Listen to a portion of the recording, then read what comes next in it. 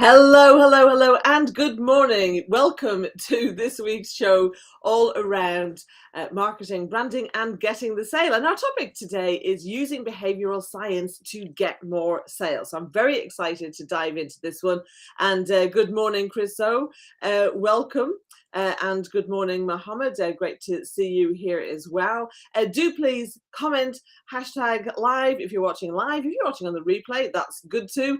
Put hashtag replay.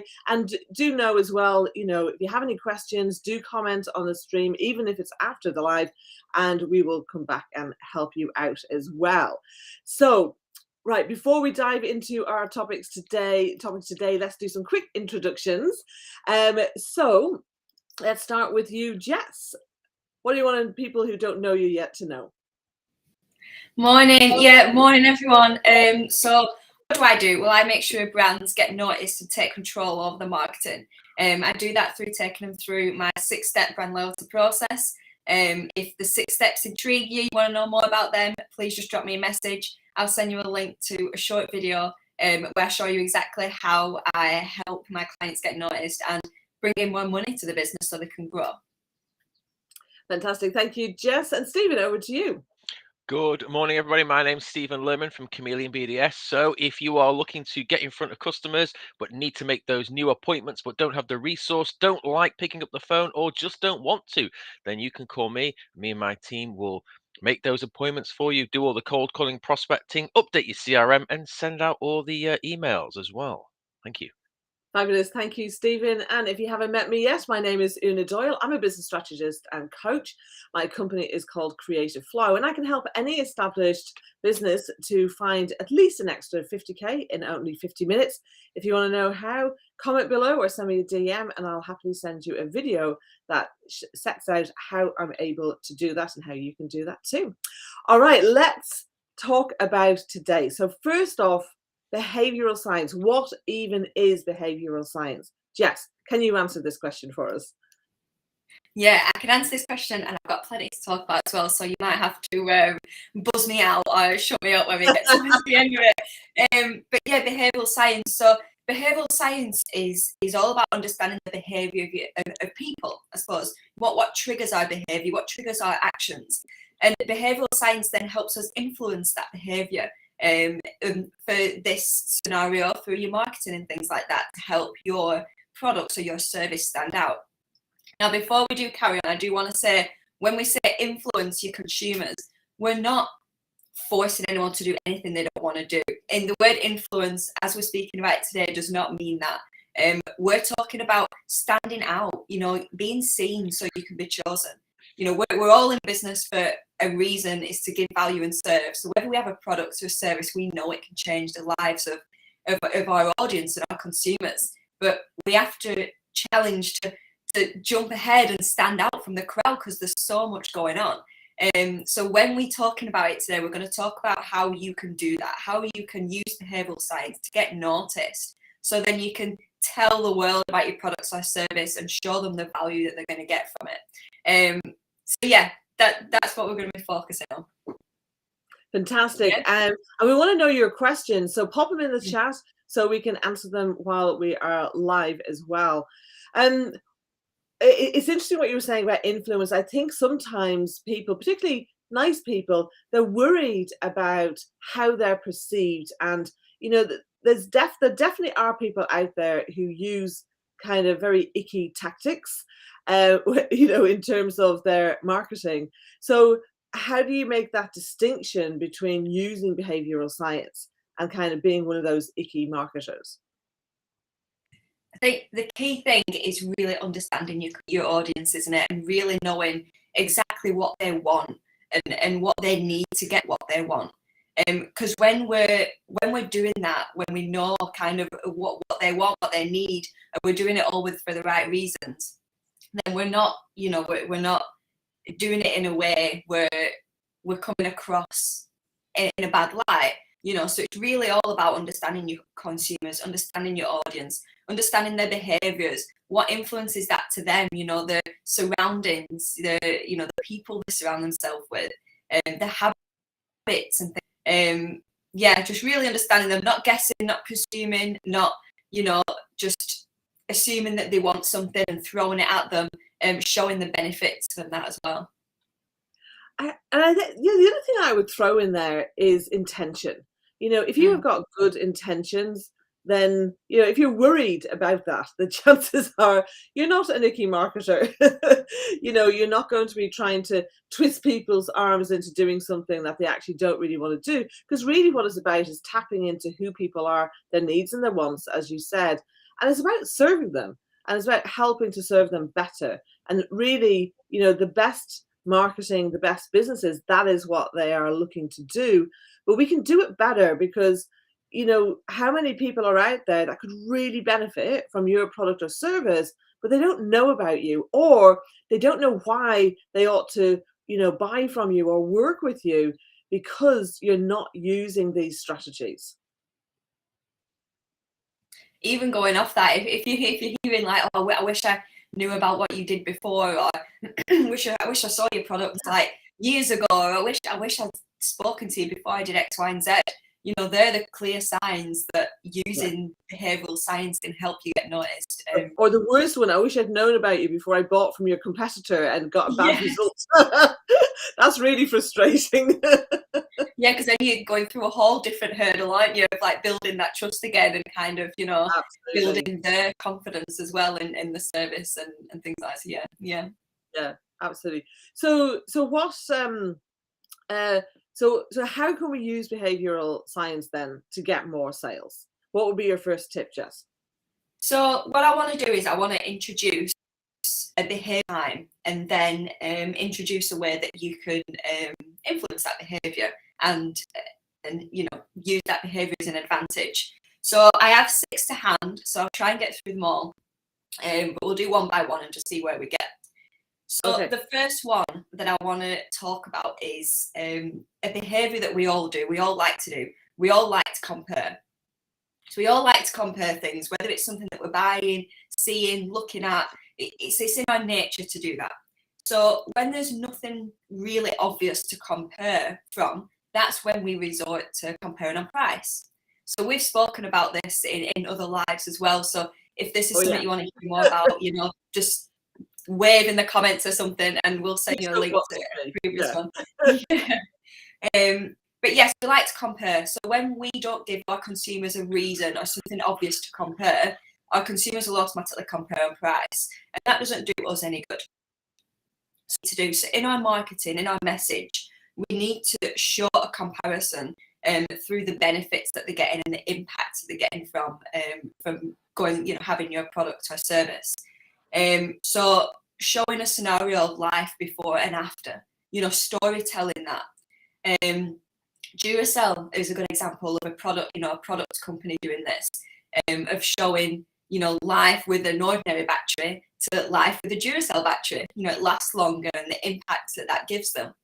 So think of a before and after your product or service and use the impact that happens within that as a comparison. So then when people see your product or service, they'll see that and think, oh, well, I don't get that elsewhere. They might do, but your competition might not be saying it. So you're using that as a comparison. So that's number 1. Does that make sense? Yeah? Absolutely. Yeah. Good. Okay, number 2. If it's too complicated, we switch off. Common behaviour that we all do. If something is too hard to work out, we'll move on to the next thing. Okay? So what we need to do to prevent that from happening with people is making our next step, making the call to action simple, concise, easy to do. So maybe it's breaking it down. What level of trust have you got at this stage? Will people want to instantly buy, or do you need to build that relationship a little bit further? So don't make your message or your call to action too complicated. A couple of examples. Well, an example is how I market my service. I have a 6-step loyalty process. So I've made that simple. I've made it concise for people to see. Utility Warehouse do it well. On their website, a couple of banners down, they have it's as simple as 1, 2, 3, 4, and they map out exactly what the steps are that you need to take, making it easy, simple, concise. DFS have done it in the past. Companies like that where you've got a 3-step process. You choose your fabric, your style, your size. and then you've got, you know, a model that you can buy. So make it simple, make it easy. Don't make it too complicated. So that's number two. It's really interesting. I love that DFS example because, you know, some people might go, well, isn't that obvious? But it won't be obvious to everybody. And if people feel overwhelmed, it just stops them doing anything, doesn't it? Yes, 100%. Okay, so behavior number 3. Whether we like it or not, whether we, you know, I kind of see myself as wanting to step away from the norm and kind of, you know, be the one that stands out almost, you know, wearing my colours and things like that. I don't like to be kind of, I don't like to blend in, if you will. But even exactly. But even you know, if we like it or not, we follow. So even I would then follow, you know, be inspired by other people or other things and follow kind of trends and things like that. So behavior number 3 is that we like to follow. So how can you use that within your marketing? Pretty simple. We can show what other people have achieved and done through your service or having your product. So use testimonials, reviews. This is why a lot of companies might have 5 stars underneath the logo. You know, when they're doing an advert, they might not say that we have a 5-star rating, but they'll still have it there anyway. And it's to show that thousands of people before you have already gone through this process and already achieved something from it. So behavior number 3 is we like to follow, and we can do that with our marketing through showing social proof and reviews. So again, these are all little simple things that we can be doing as we're already doing the things that we're doing now. You know, none of these things are let's scrap everything that we've been working on and start all over again. They're all little changes that we can make. Absolutely. Stephen, what's your views on these first three tips that Jessa shared? Any questions, any added insights? No, I believe in the step number 2, making it preventing complication. It's so important when people have so many choices. They're going to take the easiest option, aren't they? The one that it's simple. It's just a concise process to get from A to B, and the more complicated it is, the more they're going to lose interest. So people you just want to make it simple.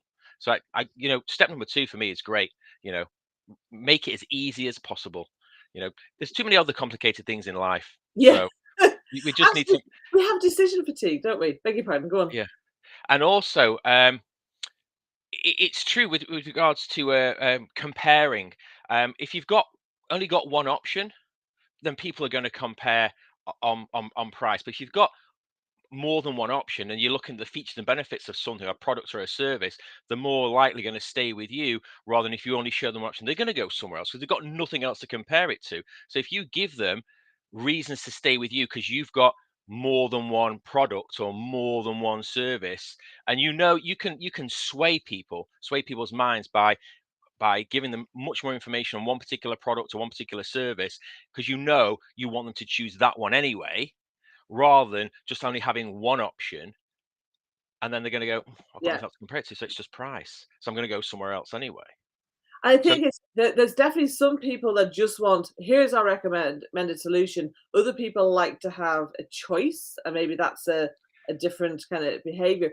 But that thing about comparison is so much around their market. You know, do they have a market dominating position? You know, it's having those other things other than price, you know, for people to compare against. And that's really about understanding your customers. That's kind of relating actually to Chris O's comment here. You know, you got to assess whether clients needs what they think they want. You know, we need to educate them around that. They might want something, but then you think, well, actually, is that right? They need more, might be a different service or offer, you know, and this is how, you know, through our marketing, we can actually influence and help people understand what is it that they actually need. You know, sometimes we need to attract people in on what they want, but then educate them on, right, we might want this, but this is actually what you need. Did you know this? Did you know that? And we can help them out. But it's not just about the marketing, it is also about how we structure our offers and our businesses as well. But we're probably getting too much into things, as Phil is saying here. Let's keep it simple, simple, sweet, right? So, and morning, Barry, welcome to the show as well. Great. Well, we've got the first 3 of 6 done. Jess, over to you. What's number 4, please? So yeah, just following on a couple of points we've just said as well. Chris, completely right as well. You know, what people need isn't necessarily what people want, isn't necessarily what they need, but we can hook them in with what they want, and then, like you say, do some more work along that. Also, Steve, what you were saying about that comparison, I want to add on to that. You know, once people become a customer, once people become a client, don't stop there. People are always going to be comparing, even if they've been a customer or client for a few months, a few years, they're always going to be comparing with other things. So keep reminding your customers and clients why they're with you and why they're what benefits they're getting from it. So keep that up. Don't just stop as soon as they become a customer. So yeah, behavior 4. Let's move on. We like to make impulsive decisions when more than one of our senses are triggered. Okay, so if we can see, hear, and smell at the same time, we're more likely to be, have that impulsive reaction. So how can we do that within our marketing? Okay, so maybe you're like, how do I influence that if I'm not face to face, or how do I do that if I am face to face?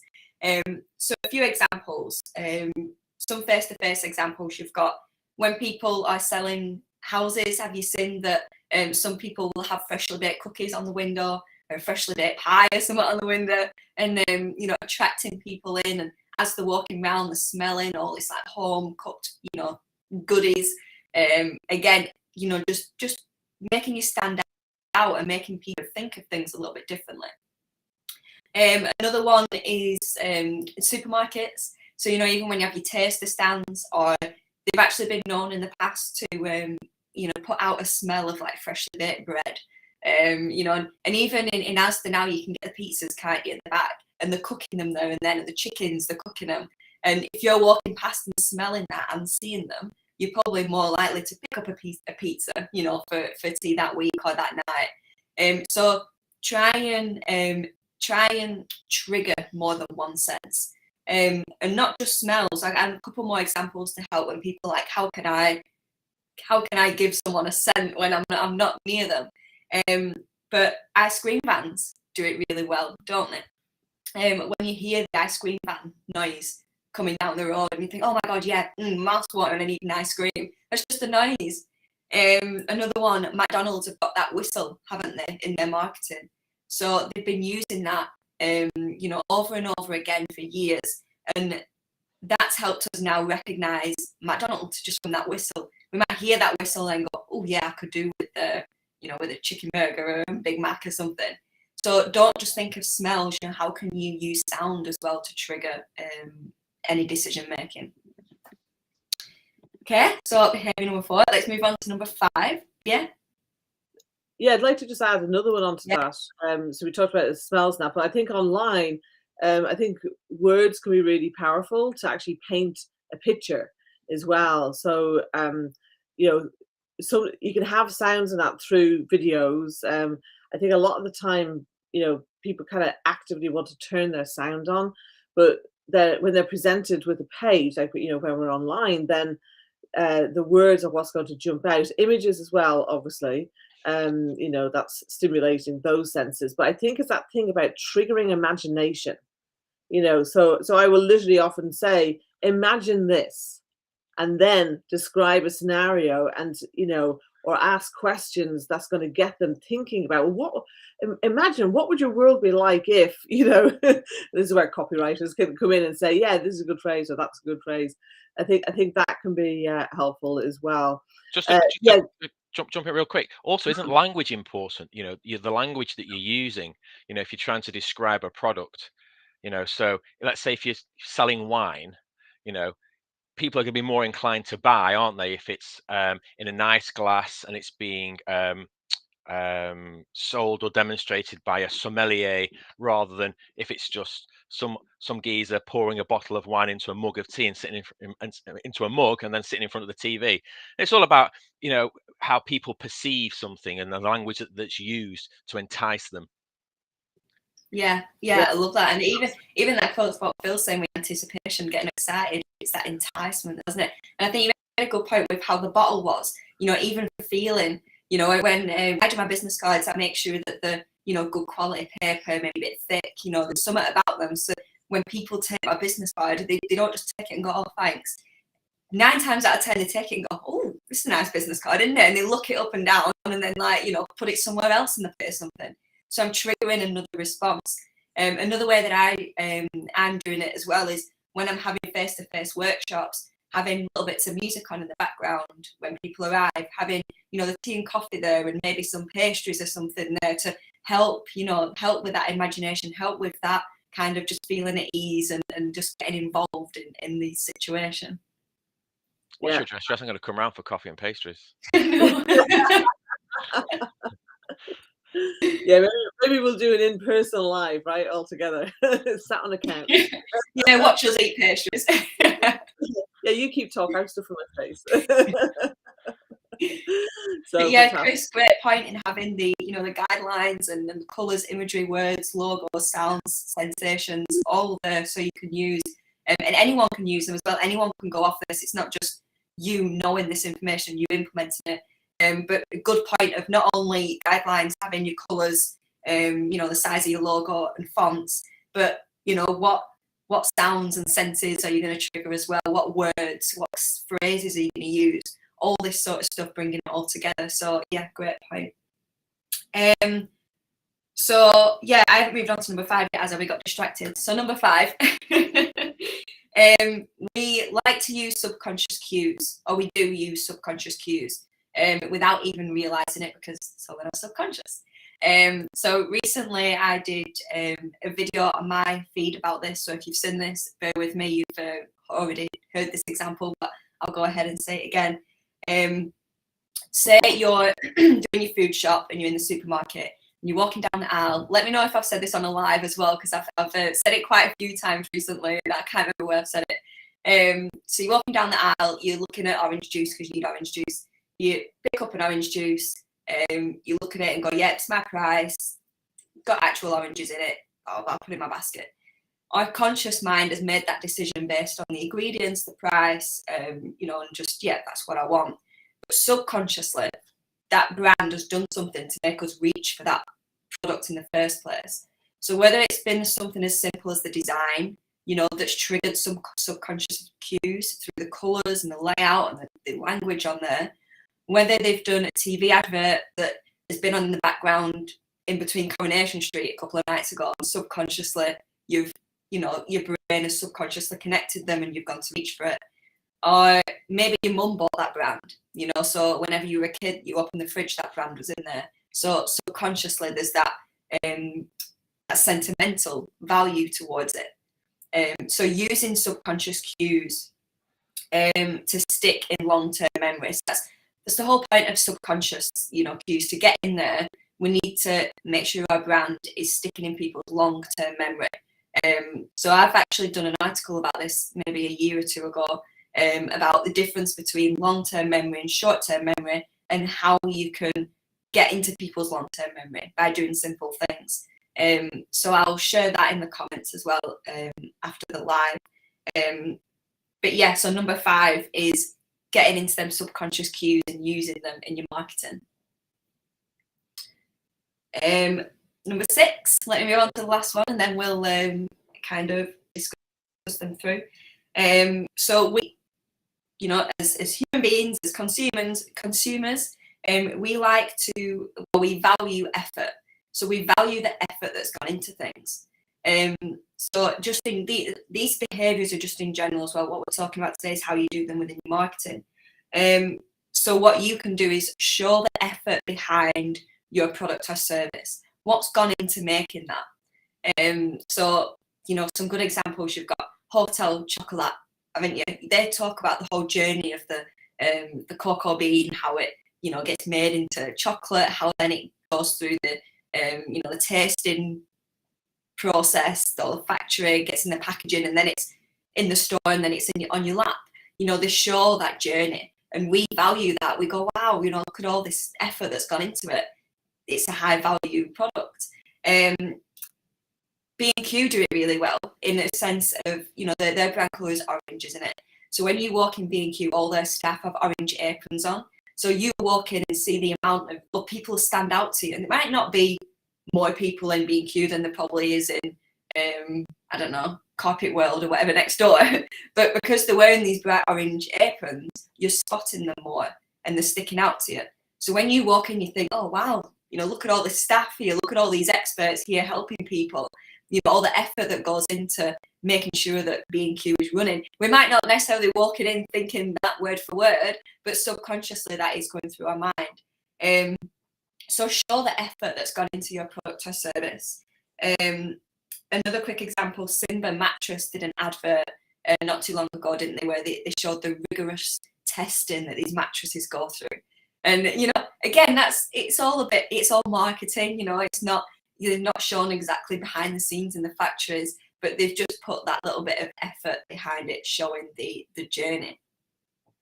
It's the same for that. Yeah. Sorry, talk about examples where, you know, the effort that's gone in. Remember the one for, was it for Loctite, the glue, where the guy's on a board in a boiler suit and he flip upside down, there's a shark underneath.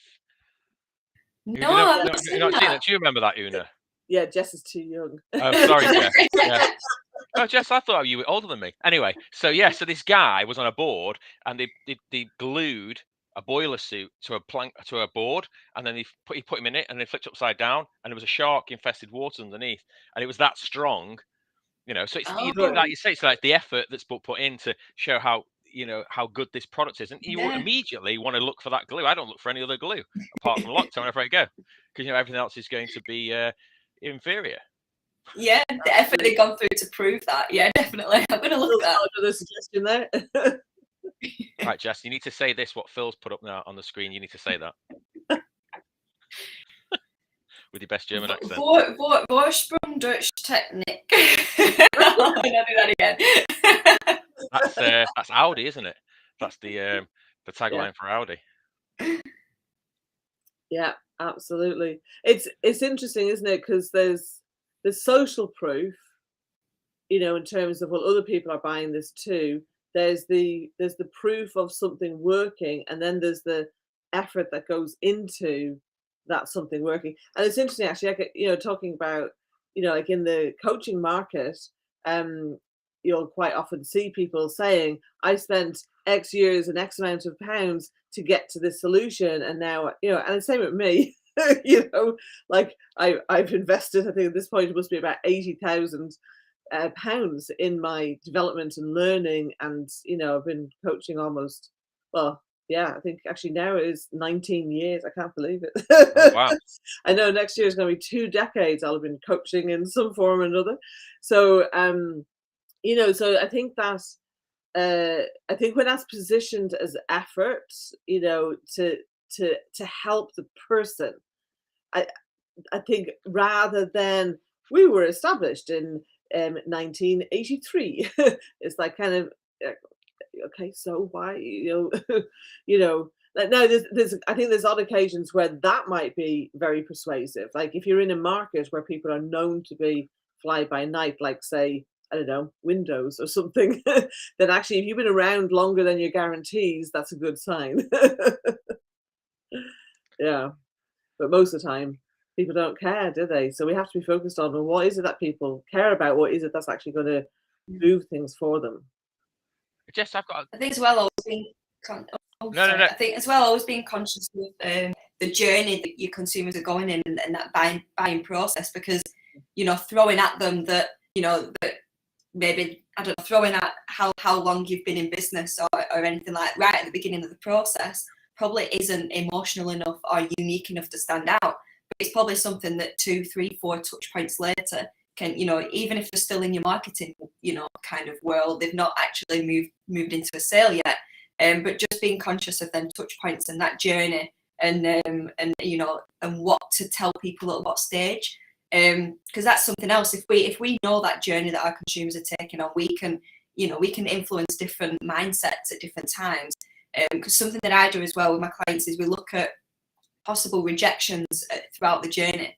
So not only just looking at ideally what we want people to think and do at each stage, but what might stop them from going on to the next stage. And then again, we can use this sort of techniques that we're talking about to tell people it's okay, reassure them that actually, did you know there is a guarantee, or did you know that we have been going for 20 years? Did you know this effort has gone into it? You know, to help people move on to that process. So understanding the rejections can help you know when to use these, you know, these tips that we're sharing today. Fabulous. Stephen, you were going to say something? I was going to ask a question to Jess. So talking about behavioral science, what are your thoughts on labeling something as free? Where do you stand on that? You know, when people give out freebies or free offers or introductory offers, where do you stand on that? What's your thoughts on that? There's nothing wrong with it. I think we have to use the right language to start off. We've been talking about using the right language, haven't we? We've talked about getting the value across and things like that, setting expectations as well. You know, there's benefits at using free things, and again, when you use them, so right at the beginning of the journey, you know, giving some value through something free, giving some value that way. Yeah, it's a great way to do it if we've marketed it the right way. But you know, somewhere along the line throughout the journey, it might not be as relevant. So yeah, what about you, Una? I'm sure you. I think it depends on the stage of the process. I think it depends on the value of what's been given for free. I think, unfortunately, like I've come across a lot of service providers who they give too much for free, and they suffer as a consequence. And I think even in the content that people share, I mean, like, okay, so we're here every week and we're sharing content, but sometimes people they're not actually moving people towards that. They don't have the steps in place to move people towards the sale. They're just giving and giving and giving because they've been told you have to add value. They've been told you have to have stuff for free, or you should have low priced offers to then get into the higher priced ones. Do you know, it's not always, yes, that can work, but not always. You know, sometimes the buyer that's going to buy a low priced offer isn't going to buy that high priced offer, and you're not going to get that transition from one to the other. The structure isn't right. So I think there really needs to be kind of a business strategy first, and then look at the marketing strategy of, okay, so how do we get, you know, our offers in, you know, out there? How do we attract those prospects and convert them into paying clients? So I think there's a lot of thought that needs to go into that, and that, you know, often people have an idea and they jump into it, and then, you know, then they kind of wonder, and then I sit down with them and it's like, you know, well, they have some great stuff, but it's just totally disjointed. And it's like, sometimes you can just rearrange things a bit and it's like, oh wow, okay, yeah, that's brilliant. Other times it's like, well, actually there's a big gap here, or this bit here is actually detracting from what you're doing, so ditch that, but you're missing X, you know. So it's, I think free can be very appealing to people, but you want to structure it in such a way that it's not devaluing what you yourself do. I think that's probably one of the key things. Thanks. You're welcome. So we've got a couple of other kind of questions and points here as well. So Chris was saying, I think this is in relation to the wine in a mug, Stephen. He actually likes that idea. Yeah, differentiation is also really important. And so I don't know, is there a kind of pocket of people who are wine drinkers that don't care, you know, what container it comes in, and actually would love to be doing it, you know, love to be drinking their wine out of a mug, you know? So who knows? Who's got some wine clients? You can find out. So that's that. And I do like a mug as well. I don't drink tea or coffee, but I have a huge mug collection, and I'll just drink my juice out of a mug. And so I'm all for the mugs as well. Well, there we go. So, and then we've got so Phil is saying both Poundland and Waitrose have a business model, but you have to decide who your niche is. Absolutely. And I think a lot of the time, you know, not only do you need to decide who your niche is, you need to decide, have you structured your business for that niche to be profitable for you? So like I often come across people who say, oh, I want to help startups, but they haven't structured their business in such a way they can actually be profitable doing that. And that's why they haven't got as far as they want, or they're wanting to appeal to bigger buyers, but they're not charging enough, or they haven't structured their offers in a way that it's actually going to help them to stand out from the crowd in a way that the customers care about. So absolutely, Phil, these things are really important as well. So Stephen, you look like you're about to say something there. No. Oh, you're just moving. Okay. Yep. So fantastic. Jess, what do you think are the biggest mistakes that people make in looking to implement behavioral science into their marketing and sales? I think a huge mistake is not keep checking in with your consumers, not keep doing the research, keep reviewing, keep updating, keep amending, and not getting insights to really back up what you're saying as well. Insights can be gold dust in marketing. They can help us speak in our consumers' language. They can help us get into the conversations that think, oh my God, how spooky, I was just thinking about this last night. Or, it helps us get into that kind of mindset. So a lot of businesses that I see don't keep reviewing about the customers, even the brand in general, auditing it and reviewing where they're at, where maybe there's some gaps and filling in. You maybe do that at a certain stage and then get into a habit of just assuming and guessing. And then that's where these sort of tips, won't work. So we do have to keep checking back in with people. So it's really interesting, actually, because I've literally just been working on a survey this morning that I'm going to be putting out there.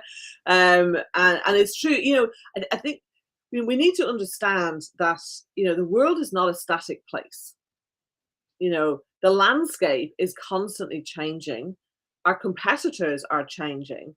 Our audience is changing and developing. So, one of the things I think people don't often think about, and this is really important from a behavioral science point of view, is, how sophisticated is your audience? And like, if you've been kind of, maybe a few years ago, they weren't that sophisticated when it came to marketing, but now you've had competitors, who are firing all sorts of different marketing and things at them. And now they're a lot more educated. They're a lot more sophisticated about the market and about, what is going on.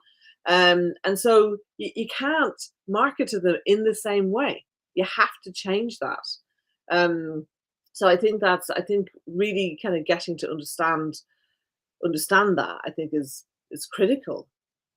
Yeah, so much influences our behaviour, doesn't it? And like you say, so much in the world changes and our behaviour changes with it. Like, even if we, step in the shoes of our consumer and think of us as a consumer ourselves, like the way that I do my food shop has changed. The way that I interact with brands in general over the past couple of years, because, given situations, has changed. Yeah.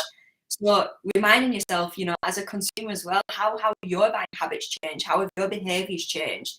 And then think of asking them questions for your ideal target as well, so you know them answers. Yeah, absolutely. Stephen, what's your biggest insight, aha, or thought about today's conversation here? I've loved the 6 steps that you pointed out, Jess. I mean, some of them I wouldn't even think of. It's only when you make people aware of them, you go, I never even thought about that. Like there's some obvious ones like the price comparison or choice. When you give people choice, they've only got one choice and they're going to compare on price. But also keeping it simple. And somebody else, one of the viewers said it. Keep it simple. I remember I used to work for Unipart, and they had a software program. It's called KISS. Keep it simple, stupid. But it's true. The easier it is, the more simple it is, the easier it is for people to choose. And at the end of the day, we want to give people the right to choose, but we want to try and influence them in a certain way. But keeping it simple, absolutely. So these 6 points for me were fantastic. I'm going to make some notes. Thanks. Well, we have them all in the comments as well, so everybody can get to see them there. I think for me, it's just a reminder of the senses, and kind of really bringing that into play. I think it's easily forgotten because we know our product or service, and it's easy for us to kind of fall in love with it and think that everyone else is in love with it in just the same way. So we need to find those ways to stimulate the senses and get other people as excited about, you know, what we have to offer, you know, where it's the right fit as well. And I think that's the other thing, actually, just, you know, being aware that, you know, not every person is a great fit. So just making sure that we're implementing these strategies in such a way that it actually, you know, repels the people who aren't a good fit, and, you know, really compels the people who are. And when you do that, you know, then you're probably standing out in the market enough, you know, to your right fit people to make a difference and to really increase your sales in that way. So Jess, so I mean, you've shared the 6 tips, but, you know, what do you think's been most significant about our discussion here today?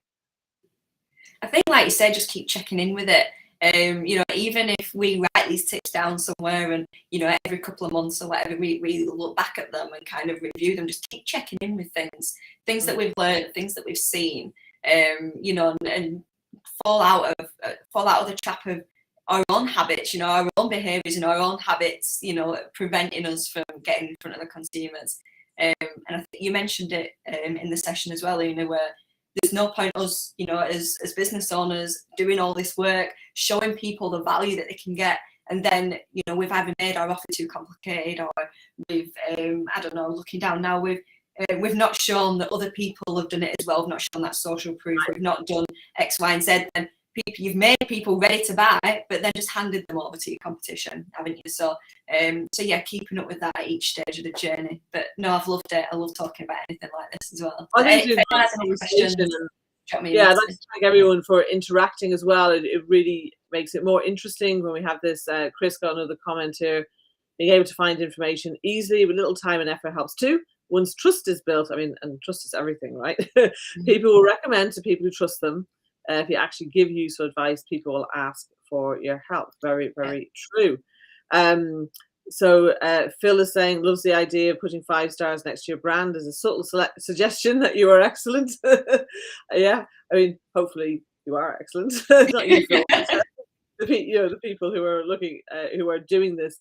I mean, and it's interesting, isn't it? Because there are now these shortcuts, and so understanding those shortcuts and how you can apply them is pretty key as well. So great, everyone's had some good ideas and value from what we've talked about here today. We're back next week, and we're going to be talking about how to create a high converting sales script. So Stephen's going to be in the spotlight next week talking about this. So do let us know at some point later today. We'll have this being posted. So put it in your calendars, same time as this week, and do pop your questions and comments onto that as well, because we can address those. You know, even if you can't make it live as well, you know, we always want to hear from you. So thank you, Stephen and Jess. Great to have you here as always. Oh, we got. I think that topic is going down well. Chris is going, ooh. You only get an ooh with Thai food. There we go. Subconscious triggers, right? There you go. Absolutely. In practice, we can see that. Do you want a cup of tea now, Stephen? I do. Got to go make one. Absolutely. Let's all go and get ourselves a cup of tea. Jess, thank you for your input. Those have been great tips.